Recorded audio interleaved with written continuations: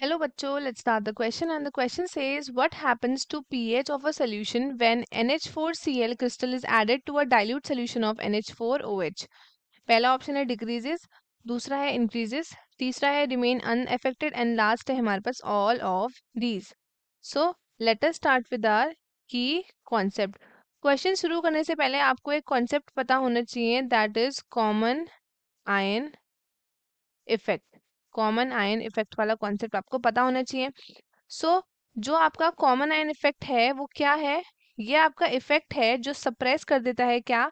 ये सप्रेस कर देता है आयोनाइजेशन ऑफ एन इलेक्ट्रोलाइट. ये क्या कर देता है? ये कर देता है suppress ionisation of an electrolyte. Ionisation of an electrolyte को कर देता है सप्रेस. और कब करता है ऐसा? व्हेन अनदर इलेक्ट्रोलाइट, जब एक और इलेक्ट्रोलाइट जो कंटेन करता है ion which is also present in the first electrolyte that is our common ion, वो आपका क्या हो जाता है? वो हो जाता है आपका एडेड. सो इसको हम कंसिडर करते हैं as a consequence of Le Chatelier principle. Le Chatelier principle और द इक्विलिब्रियम लॉ.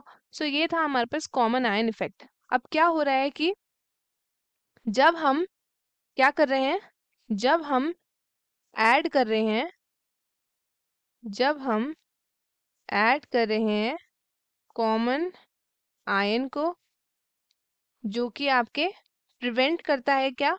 ये प्रिवेंट करता है वीक एसिड और वीक बेस को फॉर्म करने के लिए ionising as much it would without, जो मतलब उसके बिना, without the adding of common ion के बिना जितना वो आपका आयोनाइज करेगा उसको आपको प्रिवेंट करता है वो. एंड ये जो कॉमन आयन इफेक्ट है ये क्या करता है? ये सप्रेस करता है आयोनाइजेशन. आयोनाइजेशन को ये सप्रेस करता है of a weak acid, of a weak acid. कैसे करता है ये? By adding more of an ion. By adding more of an ion that is a product of the equilibrium, जो कि आपका इक्विलिब्रियम का प्रोडक्ट है. सो एडिशन हो रहा है किसका? NH4Cl.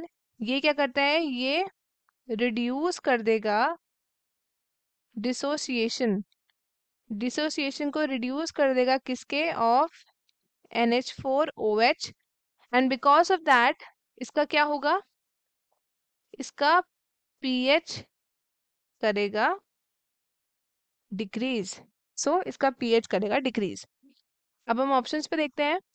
पहला है हमारा pH के पूछा है, pH क्या करेगा? डिक्रीज करेगा. बिल्कुल सही है. इंक्रीज नहीं करेगा, अनअफेक्टेड नहीं होगा क्योंकि वो डिक्रीज हो रहा है. एंड ऑल ऑफ दीज भी हमारा नहीं होगा. So correct option would be option A. तो स्टूडेंट्स, आई होप आपको क्वेश्चन अच्छे से समझ आया होगा. All the best and thank you.